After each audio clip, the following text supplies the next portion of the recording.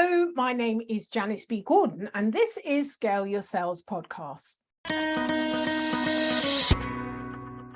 Welcome to Scale Your Sales Podcast, listed as 9 of 43 best podcasts for every sales professional. I am Janice B. Gordon, the customer growth expert, listed as by LinkedIn Sales as one of 15 innovating sales influencers to follow. In today's episode of Scale Your Sales Podcast, my guest talks about buyer first, starting with self-awareness first. But Buyer First is the name of her book that has just launched, Buyer First, Grow Your Business with Collaborative Selling. Now, this book is really focused on business owners and founders who sell, and salespeople have tried everything, all the tips, tricks, and hacks to get more clients, but realize that it's not really working. Now, this is very much based on the 2.3 million sales people that have completed questionnaires prior to this. It's a database that both Carol and I access. So this book is really well founded and will help you to find sales success through changing your mindset and your beliefs towards sales. My next guest is author of Buyer First, Grow Your Business with Collaborative Selling. It's just published and you can get a copy on Amazon. She is changing how the sales industry sees itself and how buyers see it too. She has been named as a top sales influencer by LinkedIn and Sales Hacker, and is a sales coach for the Harvard Entrepreneurial MBA program. So please welcome to Scale Your Sales Podcast, Carol Mahoney. Thank you so much for having me, Janice. I just love their podcast because it's so focused on the customer and the buyer experience. So you're speaking my language. Well, and Buyer First, we can see the book in the background. Yes, exactly. We do speak the same language. And your T-shirt, it's not about you. What? No, what? Not about me, as in not about you. Exactly. And it's upside down so that the person who's wearing the shirt, because we all need the reminder that it's not about us, it has to be about, especially in sales, the other person. Yes, exactly. So you've got your book in the background. It's launching right about now.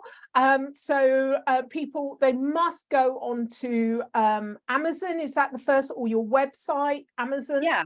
Well, so you can go to Amazon, you could go to Barnes & Noble, but if you go to my website, carolmahoney.com, C-A-R-O-L, don't forget the E, also in Mahoney, and you'll click on the books tab and you'll be able to buy it at Amazon or at Barnes & Noble, and I think we'll also have a couple of other links there depending on your store of preference. Excellent, excellent. Yeah. So grow your business with collaborative selling.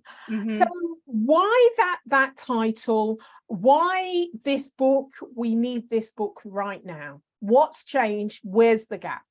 So the biggest gap that I was seeing, now when I started my business over 15 years ago, there was not a sales book for the self-employed business owner or startup founder who had to do the initial sales for their business.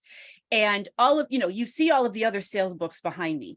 The majority of them are geared towards either leadership in a company or a manager in a company or a salesperson in a company.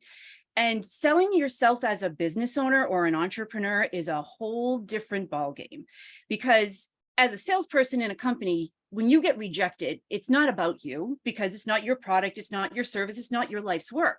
As a business owner, that emotional involvement and the need to be able to make sales happen is so much more elevated because it is your baby, it is your life's work, it's how you feed yourself and your family.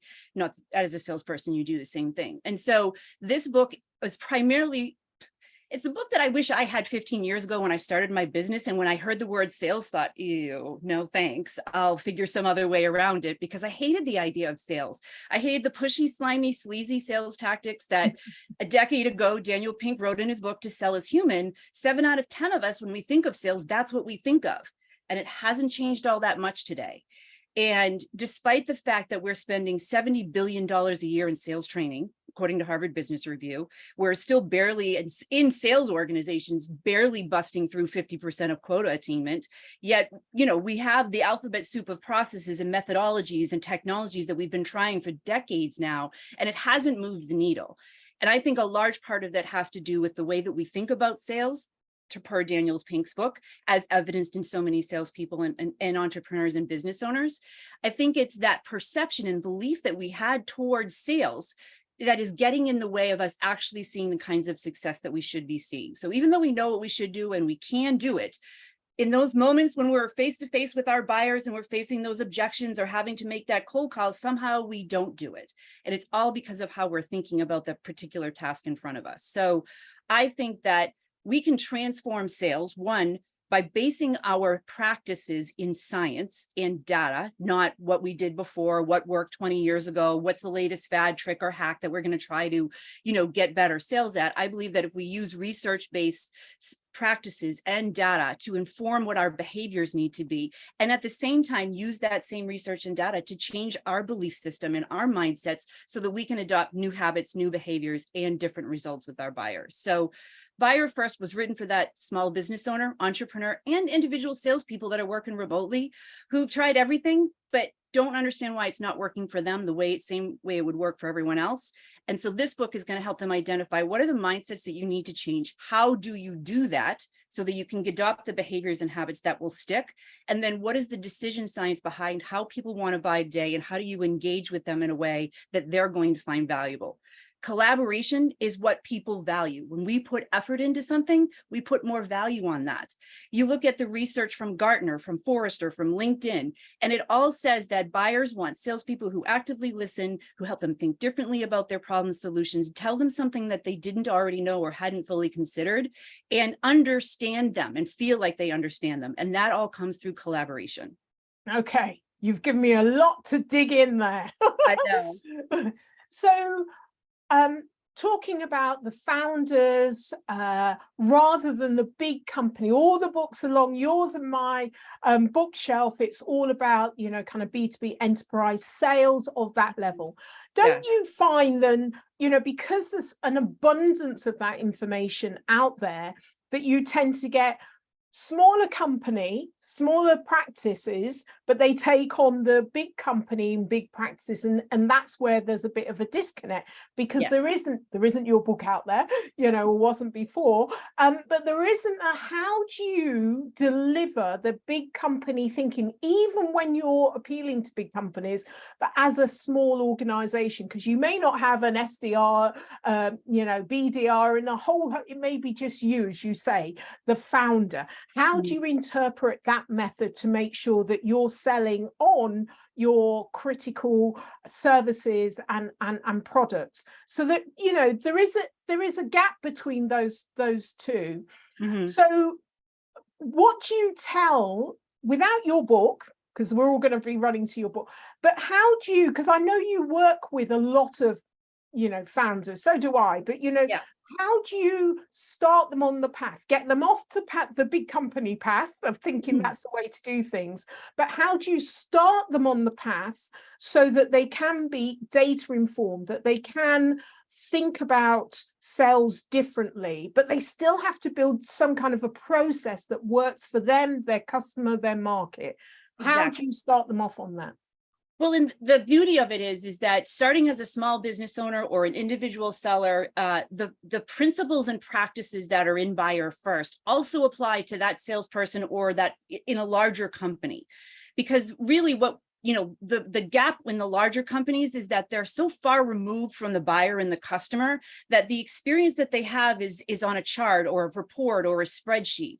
But it's the ones that are talking to those buyers and customers every day that need their own systems and processes, their personal selling system, if you will, of how they're going to engage with buyers, how they're going to manage their own behaviors. And so that's where this book kind of bridges the gap, where you have all of these other large corporate books that talk about the high level systems and cadences and things like that you need to do. It tends to fall apart, kind of like trickle down economics. It doesn't actually work, because by the time it gets to the person who needs it on the front lines, it's, morphed into something, it's watered down. It's not something that they can actually apply in their day to day. And so that's one of the things that when people buy this book and read it, I want them to understand that the things that are in this book, yes, they're research and data based, but you need to be able to make it your own, so that it is when we try to adopt a system or a process that someone else has designed, the challenge is that it doesn't account for our tendencies, our strengths, our weaknesses. And so this is really a system to identify what are your strengths and weaknesses. And for organizations and for individual people that I coach, we always go through a data-based assessment, which is through Objective Management Group, which we're licensed partners with.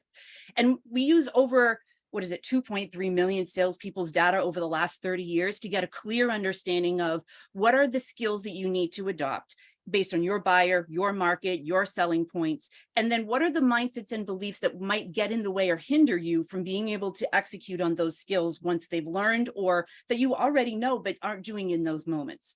So first step is that awareness of what are my specific tendencies. And then also with that, what are my specific motivations? What is the thing that's going to put my feet on the floor to actually make a change happen within myself first, because that's the hardest and most important work to do. And then how do I understand what might motivate or drive my buyer to do the exact same thing? So the first step is really that self-awareness, that understanding of your own strengths and tendencies, the goals that are meaningful to you that are going to actually drive you to make those changes, and then adopting the correct behaviors and habits to support both the mindset shift and the skill development. And, we use the same kind of data source. So I know that's really well. And it's an incredible foundation. There's nothing in the world like it. And it's interesting that you talk about, the awareness, personal awareness first, but the book's called Buyer First. Yeah. So is that how it's structured in the book? So, in order to get the buyer first, you need yourself first, really. Yeah, well, it's the old saying, you need to put your own oxygen mask on first before you can help someone else put theirs on. And until we address our own biases, our own perceptions, the way that we see things, until we can get a clear understanding of that, it's very difficult to help someone else with something that you're also struggling with. For example, the number one, and the number one mindset, the most common and most powerful mindset that gets in people's way of selling with their buyers, not to them, is their support, what we call the supportive buy cycle. I call it the how you buy is how you sell. If you're someone who does price shopping and comparison and takes forever to make a decision, always feeling like you're worried about making that wrong decision, when you start selling with your buyers and they face those same things, your tendency is to go, oh, I totally understand that you need to think it over because I would do the same thing too. Oh, this price is too expensive for you. Let me give you a 20% discount because you're right. I think it's too expensive too. And so the behaviors and mindsets that we have, we either encourage or are actually causing sometimes in our buyers. And so we have to get our own head straight first before we can clearly see what's happening with our buyers. Excellent, excellent. So how is selling to a company different from selling your own company, selling in your own company? It comes down to a couple of things. One is the rejection, right? Actually, the fear of rejection is one of the least most common, like most professional salespeople know what rejection is. They know that it's not about them. But when you look at a subset of data for entrepreneurs, my hypothesis is that the fear of rejection is much greater in entrepreneurs, just in my own observations and work with them, because what if they say no? What if my product's not good enough? What if my pricing isn't wrong? What if this, what if that, what about? And we have all of these doubts of why they might reject us. And we sometimes build that up in our head. So it prevents us from even reaching out to people. The other part is, one of the mindsets that we work with is emotional management or involvement in a sale.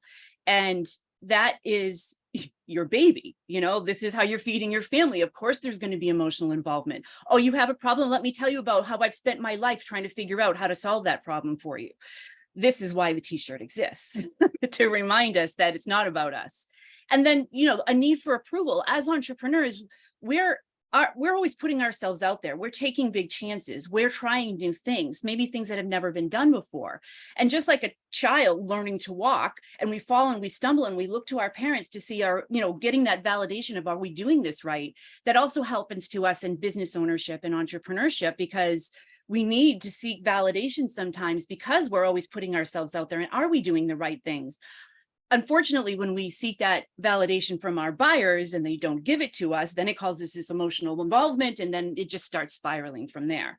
So, understanding where true validation needs to come from our loved ones, those that we care about in our family, and being able to manage our emotions so that we're not tripping over ourselves to talk about everything that we want and like and have worked on, and not letting the fear of rejection stop us from reaching out to people. These are things that are unique to entrepreneurship, that when you enter a sales role in your business can definitely get in your way to heightened levels that you won't necessarily see in a lot of sales orgs.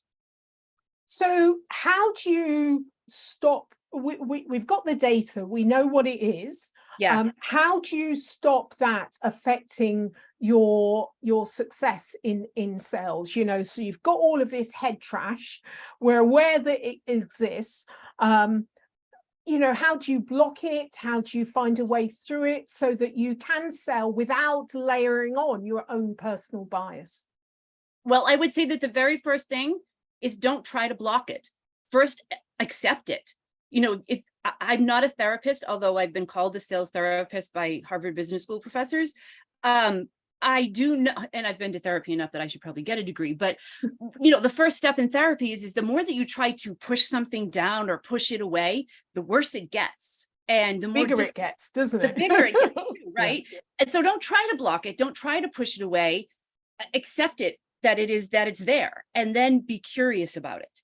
And so, one of the things that was most important for me in this book, and the reason that I did it as a paperback, because I want people to write in it, there's actual exercises for you to go through and do, and strategies for behavior change based in science of how you can actually change your mind. Like, we change our mind every day. Who you were 10 years ago, 20 years ago is not who you are today, which means you have the ability to change. And so why not do it intentionally and consciously towards a better outcome for you and your buyer? So in the book, we offer daily strategies that you can use to manage your emotions. For example, one of the ones that I mentioned throughout the book is meditation. And I mention it so much because it works. It actually rewires our brains. There's a study that was done that they studied, I think, about 200 people and had them do 15 minutes of meditation a day for 8 weeks.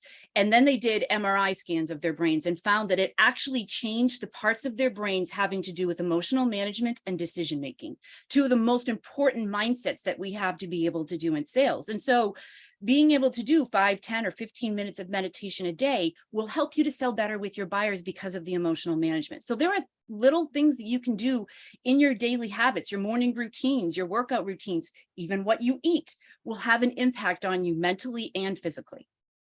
Fantastic. And it's, all very practical and doable. You don't have to spend thousands on it. It's all within your control. It's just being able to access that, which is beautiful. So what tried and tested strategy would you offer listeners on how to scale their sales? So, and this is the last part of the book, because the most important part of all of this is to be able to understand yourself and your buyer in intimate ways and have collaborative conversations with them. But at the end of the book, and the exercises that I have people go through, is all about documenting your personal processes and systems. And as a business owner, these are things that you need to do so that you can later scale. Like, if you want to be able to hire salespeople, number one, you need to make sure your mindset is clear and focused on sales before you start hiring salespeople, because mindsets are actually contagious.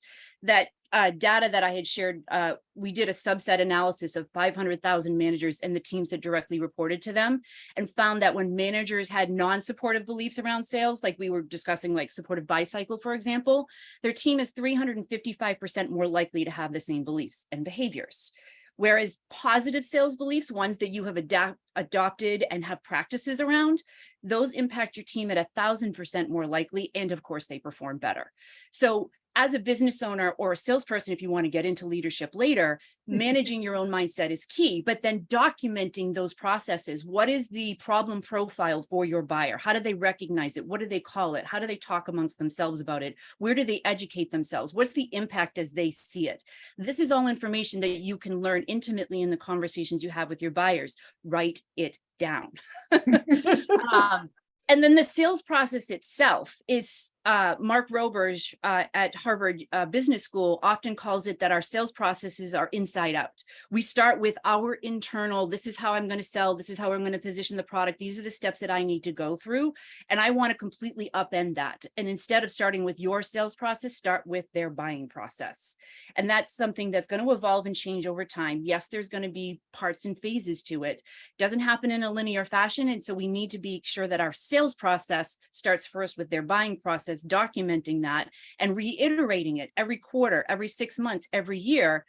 Because if the pandemic taught us anything, is that things can happen fast and completely upend everything. So take that lesson when you're documenting your sales and your processes. It's flexible, but still, if you don't write it down, you don't know where you've been, you won't know where you're going to get to next. And you can't pass it on. There is no process or system.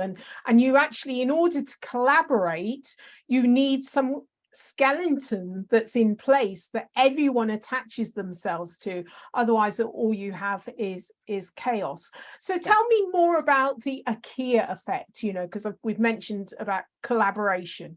Yeah. So as I was digging into the research of how people make their buying decisions, I saw the surveys that were coming out that buyers want salespeople who are actively listening and helping them think differently about their problems.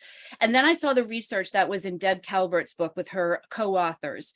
And they had surveyed over 500 B2B buyers and found that the things that buyers prefer in sellers is when they collaborate with them. And so the idea of collaboration actually comes from the IKEA effect, which, if you know IKEA, that's the store, you put your furniture together yourself. It's a DIY kind of a thing. You expel effort in putting it together. And so what they found in the research study is they compared those that put it together versus those that had something put together for them by an expert, and found that those who would put it together themselves placed more value on it than the one that was put together by the expert. So as we go off in our ivory towers to design all of our products and services and then bestow them upon our buyers as subjects and wonder why they don't like them, that's why, is because they're like, yeah, I don't know that you even really understand my world and my problems, that this solution is going to work. I think you've missed the boat on a few things here. Buyers actually want the IKEA effect in their sales process. They want you to collaborate with them. And the thing is that it's not difficult to do. It's just how you phrase the questions with them, having open-ended sequential questions that dig deeper into layers of issues and problems and solutions is how you can come up with a way to, one, understand what your buyer's world is, but then two, be able to position your solution in a way that appeals to the things that are important to them. Seems simple, but we still seem to skip out on that part. Well, I think because we're so used to having questions that lead directly to our products as a solution. Exactly. They need to look down on your t-shirt. But that's how this whole sales industry and process has been designed. Yes. And there's a lot, I'm sure you've found this, a lot of resistance and pushback to have that. It's so open-ended that it might not lead to my product or service. And I'm here to sell, I've got quotas in place. And that's quite dangerous. So there's a lot of resistance. I'm sure you found that. Yes. And it's one of the reasons why the next books are going to be aimed at, scaling your business and then growing your business.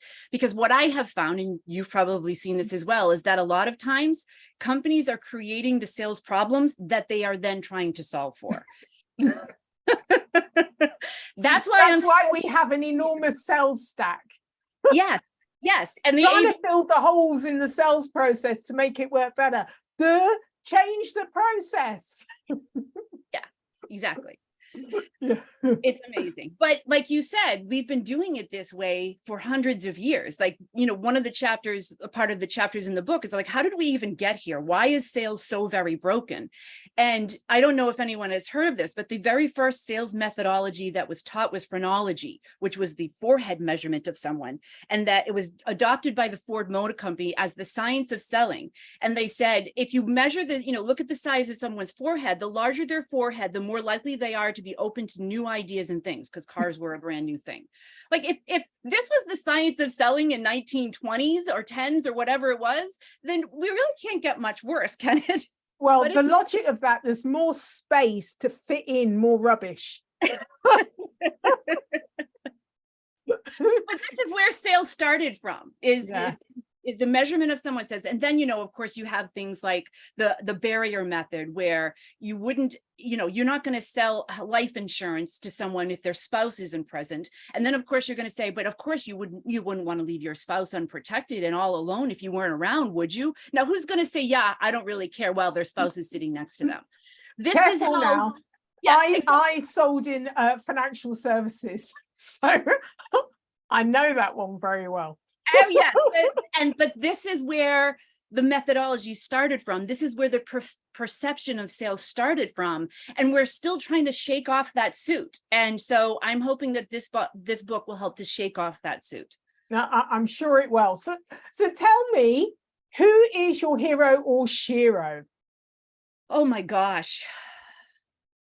It's so hard to choose, because, and I know so many of them. Gosh, you're going to make me pick. Okay. My hero of late is Lauren Bailey. She has, not only is she running one sales training company, she's actually running 2 sales training companies, but then her passion project is for helping more women rise up into sales leadership. And between her and Lori Richardson, it's always a hard choice for me, but I talk about Lori so much too. And my thing is, the reason Lauren is one of my heroes or sheroes is because, the reason I wrote this book was to change the perception of sales, to change it from the pushy, slimy, sleazy thing that we've all known for so long. And I believe that if we change the perception of sales, we will invite and encourage and appeal to more women to enter sales. I also think that if we have more women in sales, that we will change the perception of sales. So, and so that's kind of why, people like Lauren Bailey and Lori Richardson are my heroes. It's also why 10% of the proceeds of my book are being donated to the Barbara Guilliamanco Scholarship Fund, so that we can get more women to study sales in college. I think that's how we're going to change the world, honestly. Well, that's a great closing for now. Just for now. So let the listeners know how they can get hold of you. Definitely on LinkedIn. It's the social media site where I spend the most amount of time. Please, if you've listened to this podcast, message me, tell me what stuck out for you. That way I know that you're human and not a robot. But also, if you go to my website, carolmahoney.com or unboundgrowth.com, any of the forms that you fill out there come directly to me as well. Excellent. Well, thank you so much. I'm really excited to get my hands on your book. For those people that need to go to Amazon and put in Buyer First, make sure you grab the book. It's just launched. So thank you so much for being a guest on Scale Your Sales podcast, Carol. Thank you so much, Janice. Thank you for listening to this week's episode of Scale Your Sales podcast. If you like this discussion, feel free to listen to other episodes or watch the captioned show on YouTube and subscribe to future episodes. I would really appreciate it if you would leave a positive review on iTunes. Thank you.